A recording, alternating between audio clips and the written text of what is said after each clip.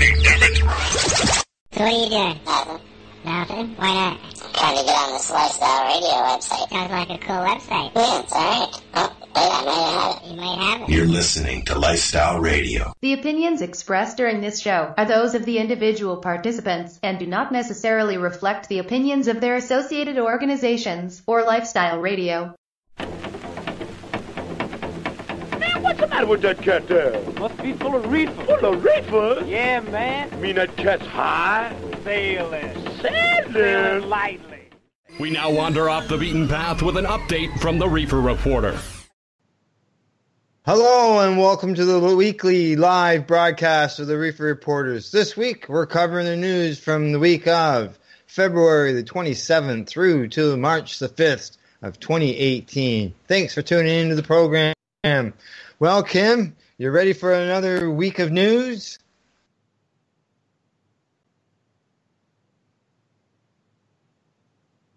Looks like we've lost Kim. All right. Do my thing, okay.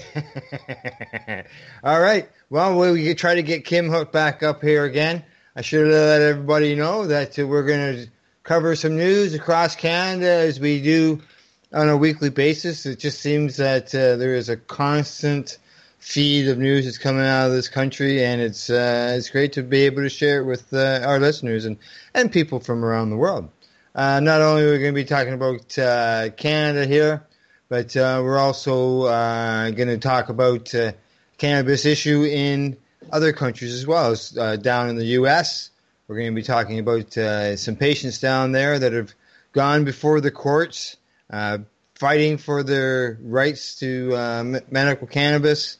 And both of these stories involve children. And we all know how important children are in our lives. And when you can see the benefits of cannabis that is working with children, then that is it's all positive as far as I'm concerned. And we're going to hear about a situation where in the news where the universities are dealing not only with, living situations, living quarters for their students, but they're also going to have to deal with the cannabis issue. When it comes to students living on campus in colleges and universities, whereabouts are they going to have to, consume their legal cannabis? Are they going to be able to do it on property? Will they be able to do it in the dorms? Would they be forced off campus? And then also, absolutely, yeah. What do you think, Kim? You think they're going to be forced off cannabis? Off of campus? Well, this is the big question that's going on right now. I mean, cannabis is going to be legal. It's got to be able to be consumed somewhere. I believe it was Jenna Valerina that chimed in on this and said, why shouldn't there be consumption spaces for university students like there is in campus bars right now for alcohol? It makes perfect sense to allow the same thing to happen for cannabis consumption. Yes, you're right on both those points. That was Jenna who pointed it out. Jenna is a past guest on the Pace Radio Show, so it's good to see her chime in here. She's involved in a lot of articles and writes a lot. So yes, they're going to have to. I'd be surprised if they didn't allow some place for the students to be able to consume their cannabis. Obviously there's going to be some rules involved. I can see that happening. You can't just smoke a cannabis down the middle of the hallway. But, a place set up like a bar, just a cannabis lounge on campus. Sounds good to me. Yeah, absolutely. Some universities are already taking the stand of a zero-tolerance policy when it comes to smoking. Now, the fear is that with this kind of a stand, it never usually works. Zero-tolerance plans have a horrible tendency of failure. There has to be some leeway there. Allow the space for safe consumption of cigarettes as well as cannabis, and you will avoid a lot of, bullshit, plain and simple, and bureaucracy that's going to go through some of the university councils and student councils coming up in the future. Yeah, and they can, you can smell someone smoking some cannabis in their dorm room, but when it comes to edibles, like they're not going to be able to put any regulations on that. They don't regulate. They don't control how much alcohol that a student can put in the dorm, do they? No, they do not. There's no rules or regulations on anything like that. You can consume alcohol right in your dorms. Student residences, alcohol is permitted. Smoking is usually permitted in the designated areas and that kind of thing. So cannabis consumption is not just smoking. If you want to regulate the smoking avenue of it, that's fine. Use designated smoking areas, and cannabis consumption must be a part of that. You are not going to be able to regulate any other part of cannabis consumption other than the smoking. There's just no way to do it. Yeah. Well, Jenna points out in this article in the Global News that she says a total smoking ban can lead to nuisances near campuses because when students are banned from doing it on the campus, they're going to go into the neighborhoods. People are going to step off campus and head into the neighborhood. So that's right. It makes sense. And it's going to be an ongoing issue. You've got to give them a space to do it. It's going to be consumed. It would be like saying, well, yeah, you're 19, you can drink now, but you're not allowed to do it anywhere.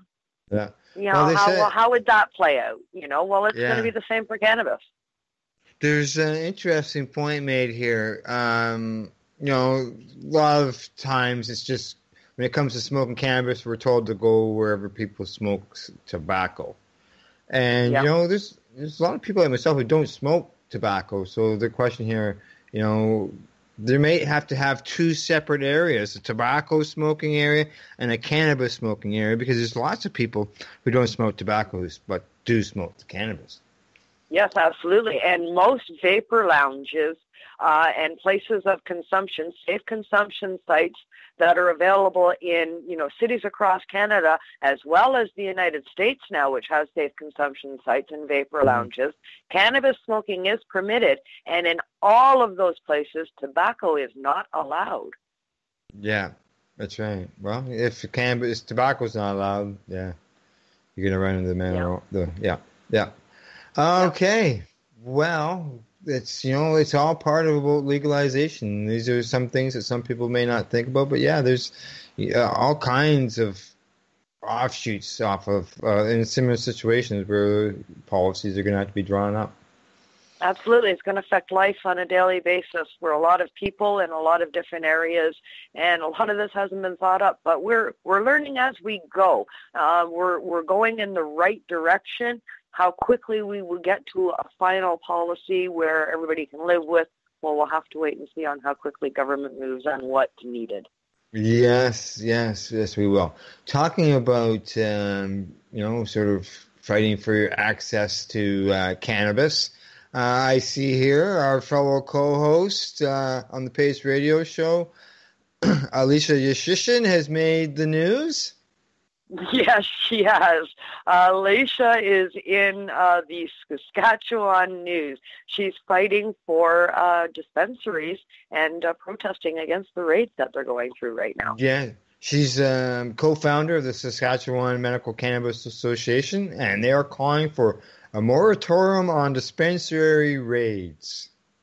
Yes. She says that police raid on a Canna World medicinal cannabis dispensary this week robbed her of access to her medicine, and as well as her and hundreds of other members are now dealing without access to cannabis, in a quick and reliable manner. Yeah, she says that she doesn't believe that it was necessary for them to do this raid. She doesn't buy it. She said that there's alternatives that could have been had over the raid. Yeah, she doesn't accept that the police just had to go in there and seize the stuff. That she says that she understands where they're coming from, but they never seem to consider the patients. Yeah. The association's calling on an immediate moratorium on all raids on cannabis-related arrest pending legalization. That's pending this year. She doesn't understand why raids are continuing. We've got legalization coming within months. Yeah, exactly. And I know she was the co-host this past Wednesday, and behind the scenes, I can tell you, she was pretty riled up. Yeah, I know. This is something that's near and dear to her heart. I mean, she's part of the Association for Saskatchewan Rights out there. She's a hardworking young lady, suffers from Crohn's disease and is a registered patient with the ACMPR. So she understands on a personal level the struggles of patients and that we go through with the regulations. And when there's companies out there like these dispensaries that are able to help patients obtain the medicine they need to maintain the diseases that we have so we can have an everyday, somewhat normal life, then it hits close to home when the cops shut them down. Sure does. It sure does. It could be hard on patients. Leads to that question. What about the patients? And then the police says, a police report here. Well, there's they can get on the phone and call a licensed producer and have it delivered to them. There's so many patients that prefer that hands-on experience. Maybe you can't always smell your bars, but you get to see it, and you're down there, and you're talking to people, and it's all part of, it's all part of it.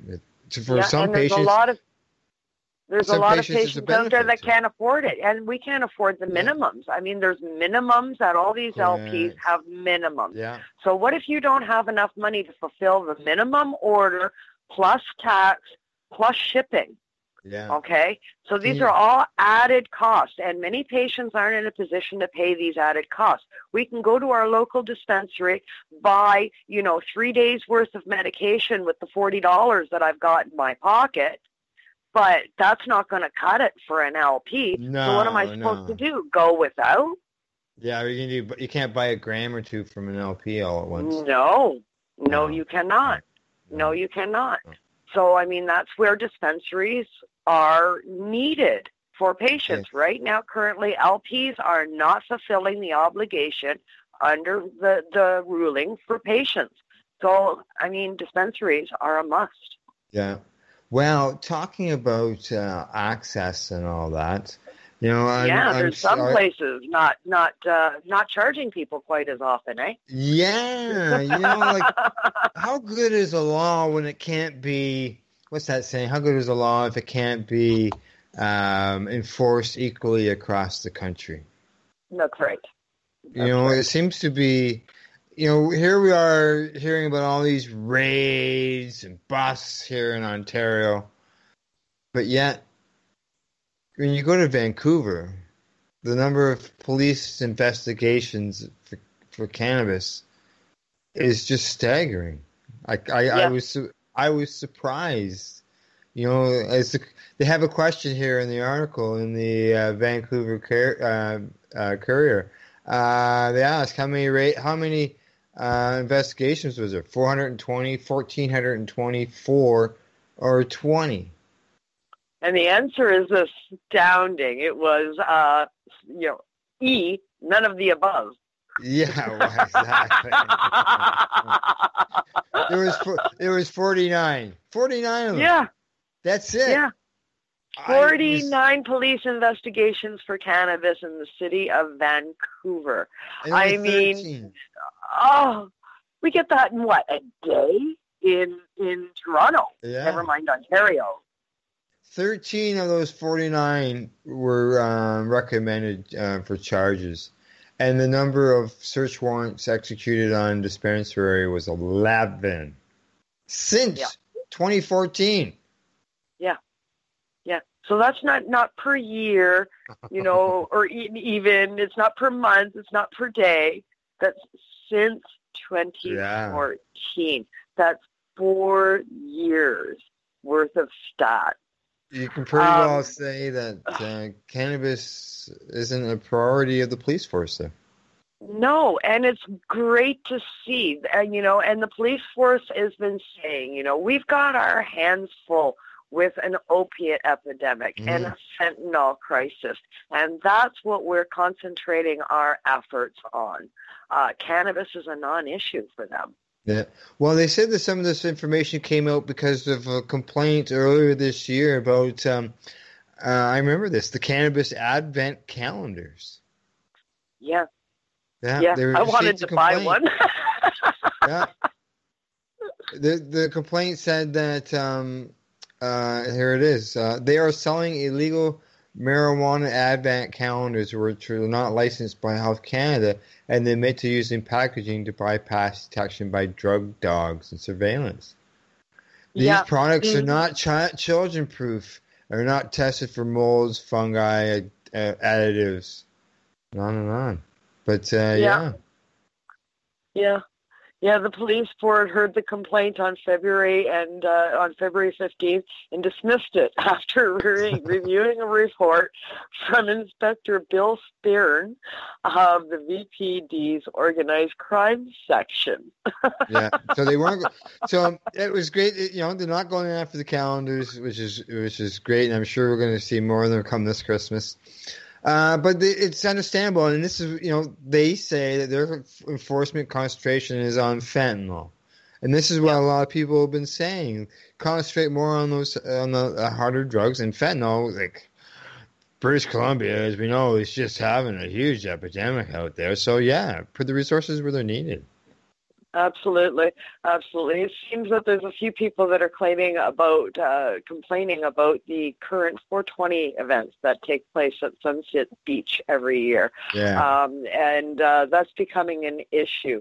And apparently, from what I understand this year as well, Dana Larson has spoken out and said, they're having issues getting their permit for this year. So we'll have to stay tuned for upcoming news on what's going on with the Vancouver 420 event this year. Yeah, 50,000 people. They want to know what's going on. Yeah, for sure. Well, I don't think a lack of a permit is going to stop the numbers from showing up. Oh no!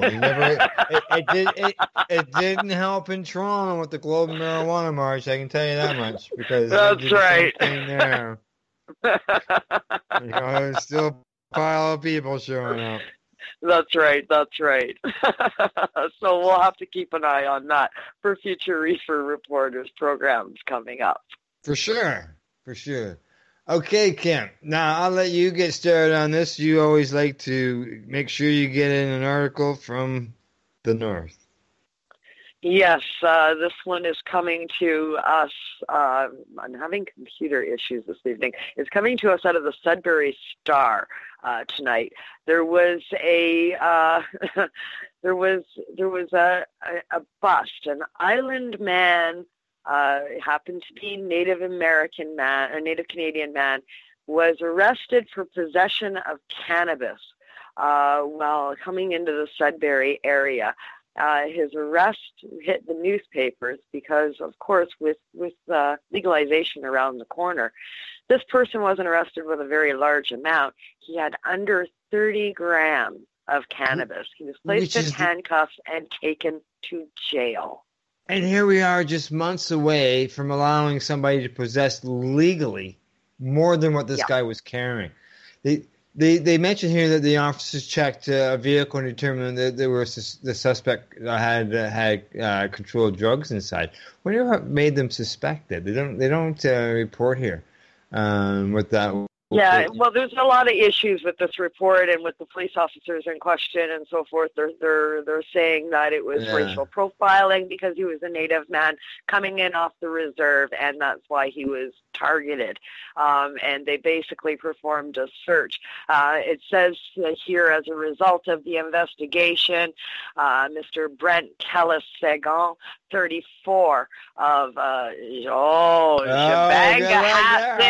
First Nation, has been charged with possession of marijuana under 30 grams. How can this happen in Ontario, Canada in 2018? We're in March 2018. Legalization is on the table in under 90 days. Yeah, exactly. And this is where people were saying that they should have decrimmed, because this is ridiculous. Hopefully the judge up there just tosses this out. Like, this is, it's asinine. Yeah, I mean, I can't believe it. I'm blown away that this kind of mentality is still taking place. But this shines a light on what we're up against in rural Canada. Yeah. And I'm sure that this is Northern Ontario, but I'm sure it's the same much across all of rural Canada, no matter which province you live in. It's a different time zone. It's a different reality when you're away from the major cities. We're still dealing heavily with acceptance. Yeah, for sure. Oh, I see it here in the small towns that I've dealt with over the years, for sure. It's much more acceptable to walk down through the streets of Toronto and downtown. No one even knows you're smoking a joint, whereas in a much smaller town, everybody, knows what's going on. Yeah, exactly. Yeah. So, I'm going to be keeping my eye on this one, and I'll be updating everybody as to the situation as it happens. I'd be wish to find out if the guy was a patient. Yeah. Well, I'll be looking into it. He's scheduled to appear back in court in Gore Bay on May the 8th. So I'll be following this one for sure. Yeah. Okay, Kim, we get one more article in before we take a break. Awesome. I think we're going to talk a little bit about some fire and flowers, aren't we? Yes, I think we are. Fire and flower. It's on the move. They're taking their home office out of Toronto? Yep, from Toronto. Moving it out west. Yeah. What's going on there? Everybody's vacating Ontario. Everybody's vacating Ontario. Get out while you can. Grab what you can and go quickly, apparently. Yeah, it's the former owner of an LP that was bought out by a large corporation of LPs in Canada and running a large portion of the game in this country these days. And this gentleman took his money, and he's starting a brand new venture in Alberta. He's setting up a brand new company in Edmonton, Alberta, and is looking to supply the local shops that'll be selling cannabis in that province. Does, and he looks like he's opening quite a few stores. He plans on opening 30 stores, employing first phase. He wants to employ over 100 people. Jobs, eh? Yeah, jobs everywhere. So look for a brand new producer coming. He's working with the Alberta Liquor and Gaming Commission, and they're going to take care of the online sales portion of it. And Fire and Flower will have an online presence in other markets as permitted. Yes, and they will also have stores. The stores will offer apparel and cannabis lifestyle items, such as vaporizers and cookie mixes. But don't forget, it has to be the mix. It can't be the edible product, right? That's right. You can't have the actual finished product, but they can sell you the pre-made mix. Can they?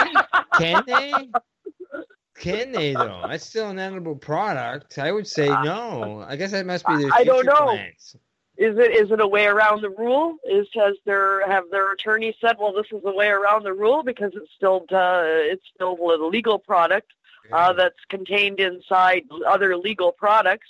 If you choose to add some liquid and bake it, then that's up to you. Yeah. So perhaps it's a loophole. We'll have to watch.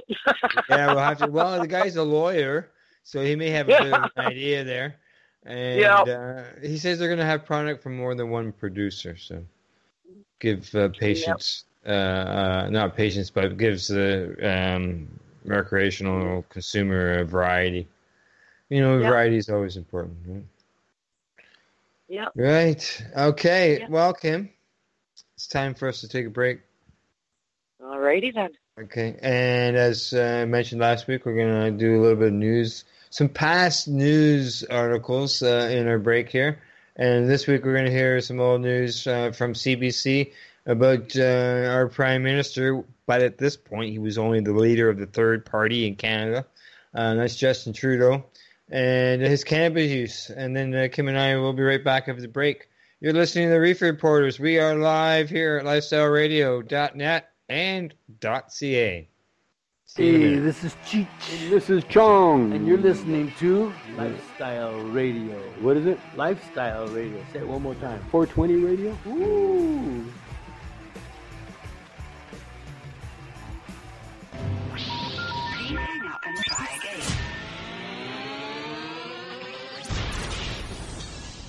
You're listening to Lifestyle Radio. Well, a candid interview with the leader of the Liberal Party sparked a lot of debate today. Not just because Justin Trudeau said he'd smoked marijuana since becoming an MP, but because of his willingness to talk about it at all.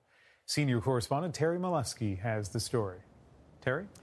Well, Ian, 20 years ago it was big news when Bill Clinton said he'd tried pot but didn't inhale. Today, Canadians are mostly shrugging off Justin Trudeau's admission that he tried pot but not much. I have been, in my past, a very rare user of marijuana. I think 5 or 6 times in my life that I've taken a puff. Trudeau says one of those puffs was about 3 years ago when he was an MP. But few found that shocking. It really doesn't affect me. I mean, I imagine a lot of people have tried pot. It's a little disappointing just because it's against the law, right? So I don't know, what kind of role model is that? I don't think it's indicative of a person's character necessarily to whether or not they decide to partake. It's fine with me. I don't think it's really a big deal. As long as he's not doing it now and it's not affecting his judgment, I don't have a problem with it. Trudeau has strong support in the Liberal Party for legalizing pot. But Trudeau is making a virtue of what he calls his transparency. He also revealed that his younger brother, Michel, was facing marijuana possession charges when he died in a BC avalanche in 1998. And it's no secret that their mother, Margaret, smoked lots of pot for years. But Justin Trudeau wasn't always so transparent. In 2009, he voted in favor of harsher penalties for pot, and only last year was against legalization. One of the things that pot does is disconnects you a little bit from the world. But now he says it's the Conservatives who are disconnected. We have a government that is completely offside from public opinion, from even where the chiefs of police are. Now, Canada's chiefs of police did come out this week for just ticketing people for simple possession of pot. But whether Trudeau can now get young voters flocking to the Liberals is another question. Last time, most of the under-24s didn't bother to vote at all, Ian. Thanks, Terry. Are you looking for cannabis news, education, and people's opinions? Are you looking to learn what Canadian and international cannabis advocates are doing? Not only now, but what got them to this point in their lives, and what does the future hold for them? Do you want to learn how patients are using cannabis as their daily medication, or learn how their cannabis use helps them with their medical condition? If you answered yes to any of these questions, then I'm going to suggest to you to tune in to Lifestyle Radio. Catch their live weekly shows and have your questions and concerns answered and find the experience you're looking for. Monday, catch your weekly news broadcast with the Reefer Reporters. Then on Wednesday, get several hours worth of cannabis public education. We get things started with cannabis and coffee with marijuana. Then tune in and catch Pottawa with Russell Barth, who calls himself the world's angriest pothead. Finish up your evening with the award-winning Pace Radio Show with Al Graham and joint host Kim Cooper and Alicia Yashishin. No week would be complete without tuning into Friday night's program, the 420 Radio Show, featuring Al Rapp and the 420 Radio crew, Mary Jane Baker and Marcel Gignac. Cannabis is a lifestyle, and you can catch all your cannabis lifestyle information right here at lifestyleradio.net or at our sister site, 420radio.ca. Everybody in the nation legalize it right now. We violate 1 day, 3 days. We be burning, not concerning what nobody wanna say. We be earning dollars, turning, cause we minded what we pay. Some got gold and oil and diamonds, all we got is fairy tale. Legalize it, time to recognize it. This purple hazy make me crazy, make me write no tune, and that's what pays me. But I'm not the only occupation going to get some. We are back from our break and a quick medication session. But before we get back to the news, it's time for Kim's news segment about Canada history. What do you got for us today, Kim? Wow, this week we've got a news story that's actually related to this week in history, right on the money just about. 3 years ago yesterday was the anniversary of the Tripping Daisy rally in Kirkland Lake, Ontario. Yep, Northern Ontario had a rally hosted by myself, Kim Cooper, and we invited up wonderful Dana Larson from BC, Ontario, or BC, Vancouver, BC. He joined us all the way in Kirkland Lake along with the wonderful Lisa Campbell. They joined us on a rally. We marched from the Tripping Daisy to OPP headquarters where we had a smoke out, and then we had speakers at the hotel afterwards. This was in support of Darren Delaney, and he got raided by the Kirkland Lake OPP for operating a bong shop. Yep, that's right, a bong shop. So bong sales are still technically on the books illegal in Canada under Section 462.2 of the Criminal Code. So with rural Canada, it still has issues with OPP or whatever your local police department is for where you live, wanting to raid these shops that sell smoking apparatuses. Most larger cities just ignore these laws today, but rural Canadians still have an issue with it in the years of 2000 and the new millennia. So there you go. 3 years ago today was a raid. The organized rally for the Tripping Daisy in Kirkland Lake. Small town politics. Yes. Yes. It was good of Dana to come out. I believe he had driving some Volkswagen or something with big eyelashes. Yeah, it was Lisa Campbell's car, and Dana was behind the wheel. He was the designated driver for the trip. They brought up some people that were in from, I can't even remember where, but the other side of the world, basically, because there was a students' conference going on in Toronto on the weekend that we had our rally.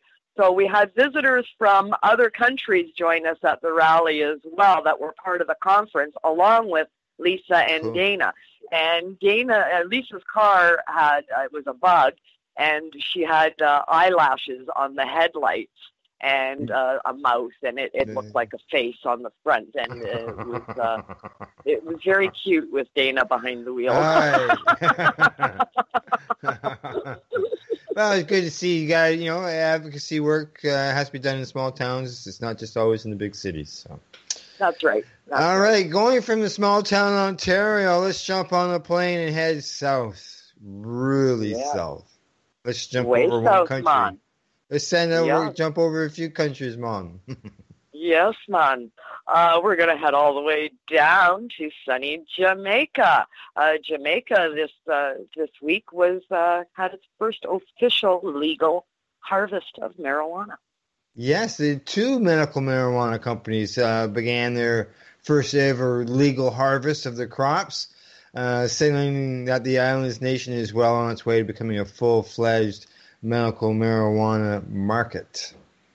Yeah, both harvests took place under the observance of the island's Cannabis Licensing Authority, and apparently all went well without a hitch, and they're looking forward to more harvests in the future.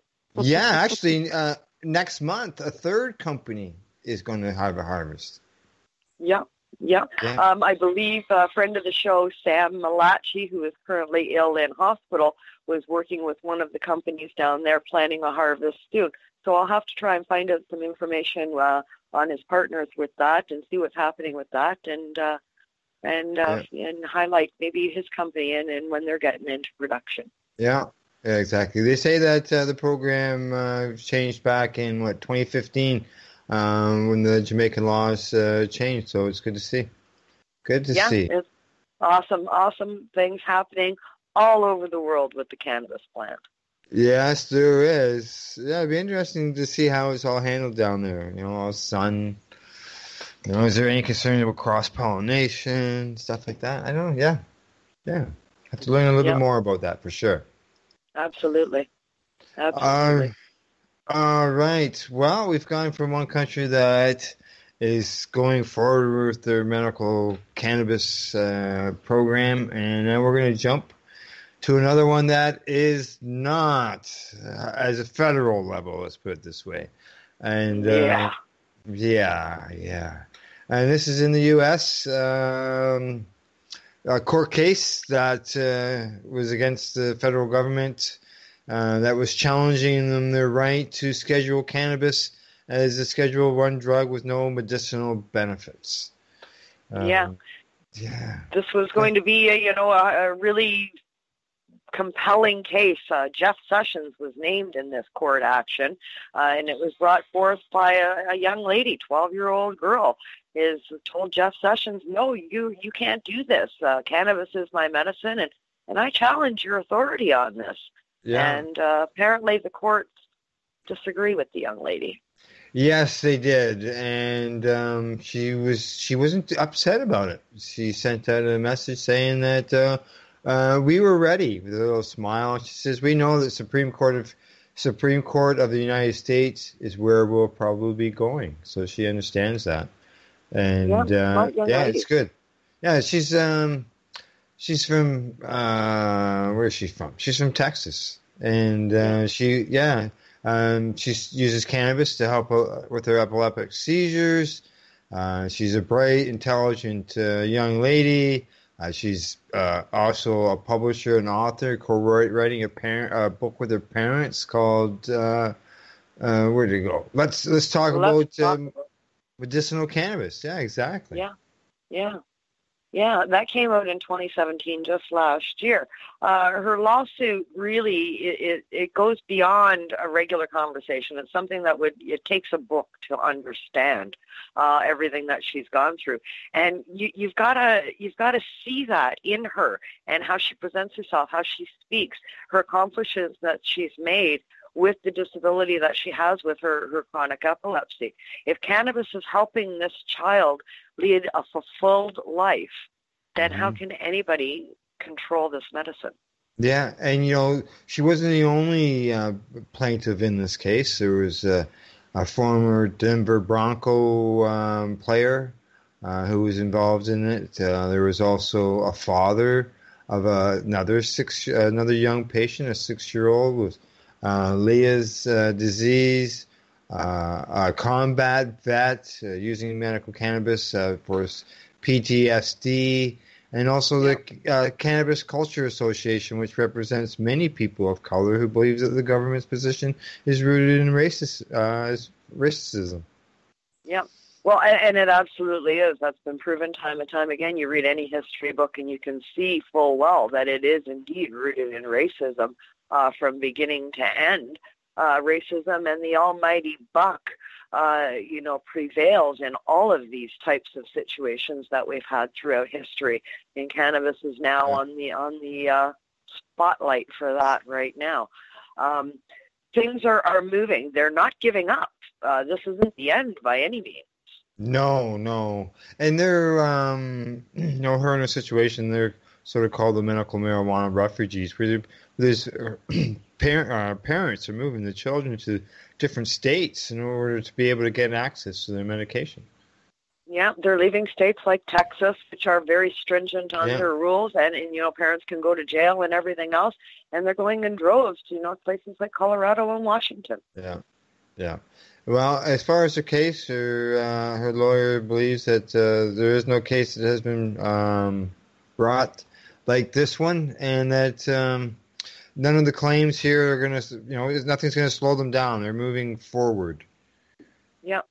Yeah, but they feel that cannabis, the classification of cannabis under the Controlled Substance Act is unconstitutional, and freeing millions of Americans to safely treat their conditions with a plant that maintains their health and lives is their focus right now. Yeah. Well, their aim is to finding that the classification of cannabis under the Controlled Substance Act is unconstitutional, freeing up millions of Americans to be able to be treated with this plant, and that's what their goal is. It's not about getting high; it's about getting the education out there and the research, because there are laws down in the USA doesn't allow this research, which can be done. Yeah, absolutely. So the case is far from over. It will be going forward, and they'll be going to the next level of the courts with their next challenge. Yeah, well, good luck to Alexis and everybody else involved in that case. Yeah. Alexis fled Texas to go to Colorado, and where our next story takes us right back to Texas. It sure does. And now this time around, it's a father who's before a judge because the father used cannabis to treat his autistic daughter. And they want to be able, they're looking at taking his rights away from him as a guardian of his child because he used cannabis to treat his daughter, who's dealing with is autistic. And this, when I went through this story, I just couldn't believe it. Not saying don't believe this, like the stuff that they had to go through. It's just unreal. It's heart-wrenching. It's heart-wrenching. I've heard this story is one of hundreds, sadly. I've heard it repeated many times, especially in the United States, but sadly also in Canada. This also happens on a regular basis. A parent wants to choose cannabinoid therapy to treat their child. If the state, or in our case, the province, or whatever the children's service is for where you live in North America, pretty much, whatever that body of government is for where your area is, they get wind of it or get a complaint, or a doctor lodges a complaint, you're in for a fight. Yeah. Oh, yes. Big time. And that's sad. That's sad. I mean, you're dealing with all of the issues of whatever your child's illness is. Now you have to fight for your right to treat them on how you see fit. Yeah. It's this young girl here, age of 4, she started suffering fits of self-abuse, often smashing her hand against her face. She had broken bones. Her school has recorded her hitting herself 3,000 times in one day.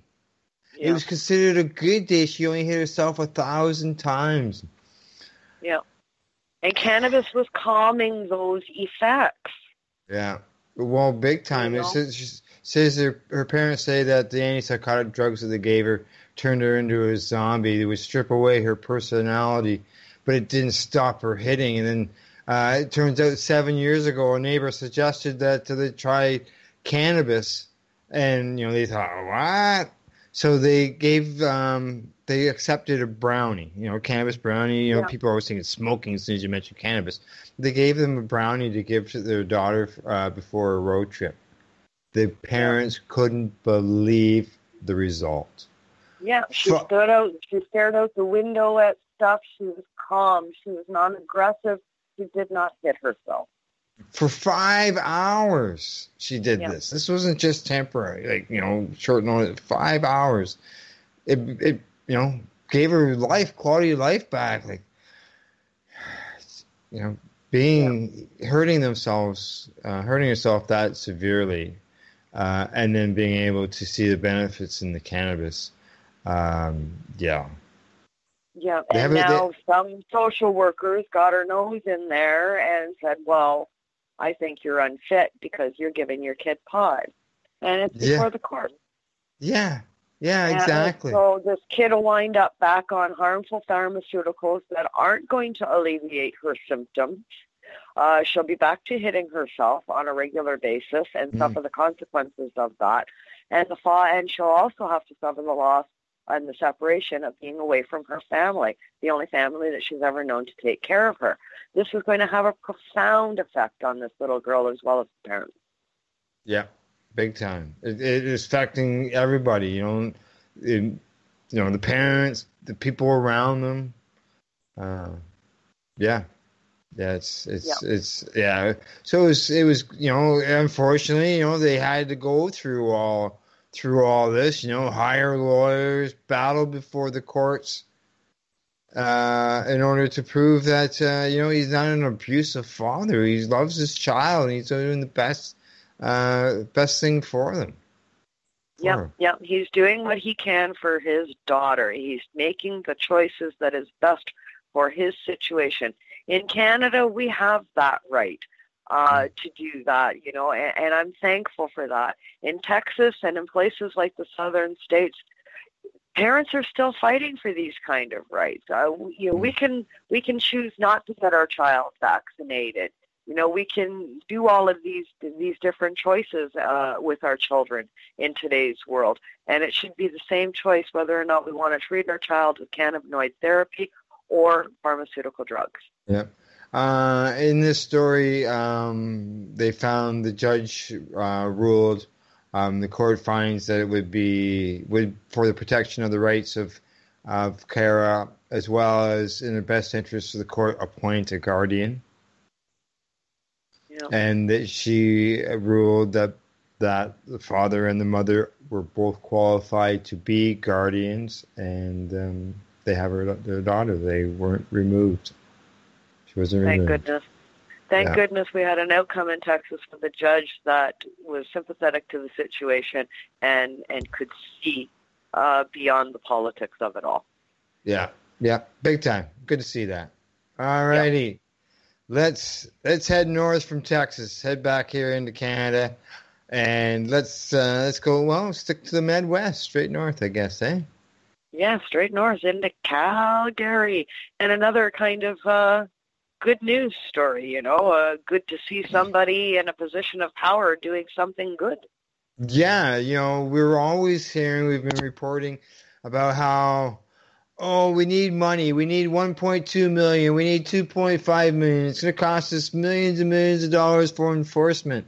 And yet here we have the mayor of Calgary, Mayor Nemchi, saying that the cannabis tax revenue will cover the cost of cannabis enforcement in that city. Yeah. He says that we want to highlight that in the province of Alberta, we are expecting that we'll be able to more than cover the cost of enforcement, with largely come to the city of Calgary going forward. So they aren't saying, we need this big budget for enforcement. They're looking at this through realistic eyes. We're going to be making profits. We're going to be getting tax dollars off of the sale of this product now, and that will cover for any enforcement opportunities that are needed. Of course, it's not going to cost more to make something legal than it was to make it illegal. So finally, someone with common sense. Yeah, and they actually even mentions here that actually this is from the Calgary police chief. The extra money and stuff that they think they can get out of this will help them deal with other issues, which includes if money comes back in, we're able to use that money to help deal with other vulnerable populations, and which is important to them, right? And it's good to see that money will go into helping other people. Absolutely. Neshi also spoke to the ever-growing opioid epidemic, which is happening in his province as much as it is happening in any other across this country. And he's thrilled to be able to dedicate more resources away from the cannabis raids and necessary policing and into a more needed area such as the opiate epidemic and fentanyl crisis. Yes, it's good to see that. Good to see absolutely. That. I agree. Okay, Kim, from Calgary, we are headed back to Ontario. Back to Ontario. And Ontario. The LPs are in the news again. What is going on there? Headline, CBC headline screams marijuana producer American shares, as in stock shares, plunge on news of trading probe. Is there some illegalities maybe going on here? Yeah, it looks like some insider trading information was changing hands here, and people were acting on it in the stock market prior to announcements of changes that sent stocks plunging. And so a lot of people lost their shirts, but some other people seem to get out just in the nick of time. Yeah, their stock plunged 21% after it was revealed that a $70 million financing deal had been canceled as it faces an investigation from the Ontario's securities regulator. Mm-hmm. Yeah, they say prior to this, the company was unaware of the matter until they saw the news release. But now the company is scrambling on what to do. So I guess he'll be no longer head of the company. Yeah, it seems. Yeah, they got some intern people in there.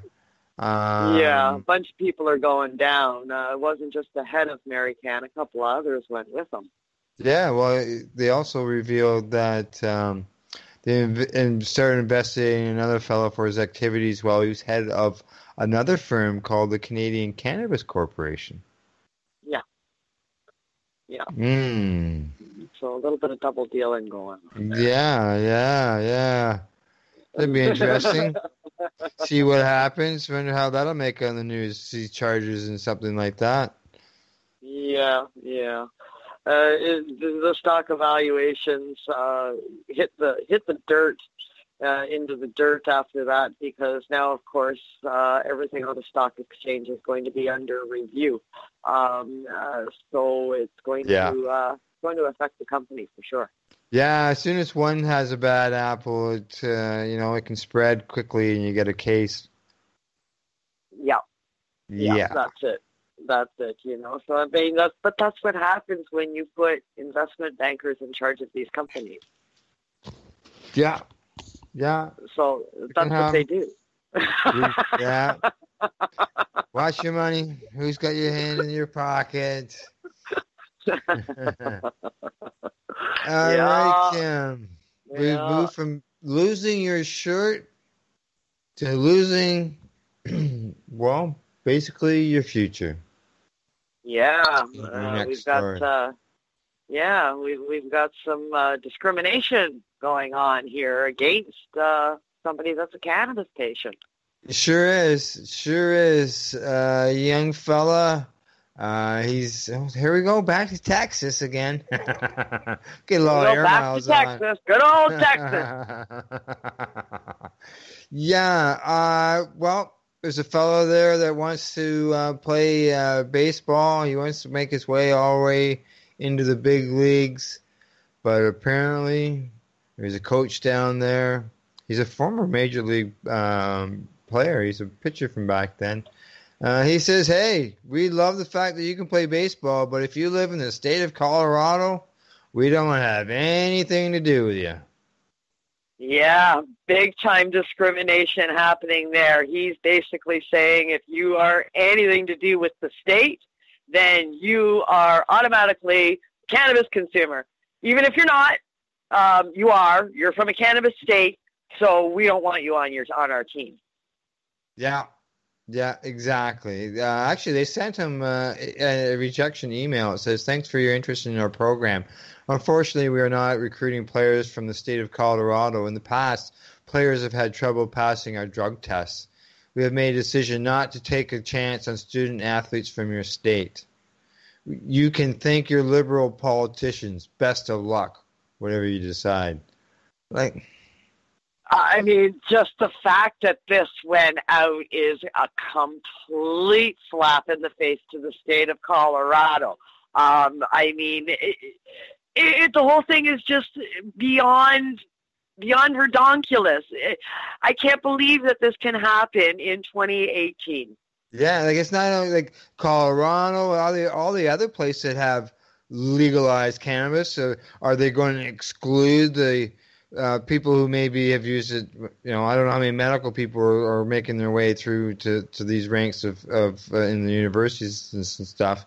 But still, there's a lot of people out there, a lot of states that have cannabis legal for one reason or another. That's right. There is legal cannabis in over half of the United States now. Colorado is not the only state that has full legalization for recreational use. Washington and the District of Washington also have legal cannabis. Other jurisdictions are looking at legal cannabis for recreational use for adults over their age of majority in that particular location. So there's medical cannabis in over half the states in one form or another. Cannabis is an accepted herb now in today's society, and it's becoming more accepted all the time. All of these other places like Texas, like rural Canada outside of Sudbury, like all of these kind of places, they need to get on board with the program here, because you have to stop listening to the propaganda and get on with the facts. It's not an enhancer. We have an Olympic medalist that tested positive for cannabis, and he was allowed to keep his medal. So how can this be happening in sports today? Yeah, well, it is. And this coach who just said this to this young lad got fired. He's no longer coaching. He's gone. Out you go. Thank God. Yeah, you know, the student's intention wasn't, he wasn't trying to get the guy fired. He just wanted to play baseball. But as he said, as a coach, you don't have a right to demean a kid or judge him based on political ideas. And, you know, that's right. what it was. And that's exactly what it was. And good for this young man for speaking out and bringing light to this situation and making this public, because this kind of thing has to stop with people in authoritative positions with our youth. Yeah, that's right. Yeah. Yeah, it's yeah. Silly buggers. Okay, Kim, what do you think? We had our end of our news? I think we've reached the end of our news day for this week anyways. There was a lot more we could have reported on, but it's been a very long day. It sure has. Sure has been. Okay, well, that's our Reefer Report for previous week's news of February the 27th to the March the 5th of 2018. And in closing, we'd like to say thank you for listening to our Reefer Report. And if you enjoyed it, please share it with your friends and relatives. And don't forget, you can usually catch us on Mondays here at Lifestyle Radio, usually around 4:20. But you just never know. Sometimes 7:10. Sometimes 7:10. That's right. And as we depart, here's a bit of Sean Paul's song, We Be Burning. Oh, talk to you later. Bark at you later. Yeah. So what are you doing? Nothing? Why not? Trying to get on this Lifestyle Radio website. Sounds like a cool website. Yeah, it's alright. Oh, wait, I might have it. You might have it. You're listening to Lifestyle Radio. The opinions expressed during this show are those of the individual participants and do not necessarily reflect the opinions of their associated organizations or Lifestyle Radio.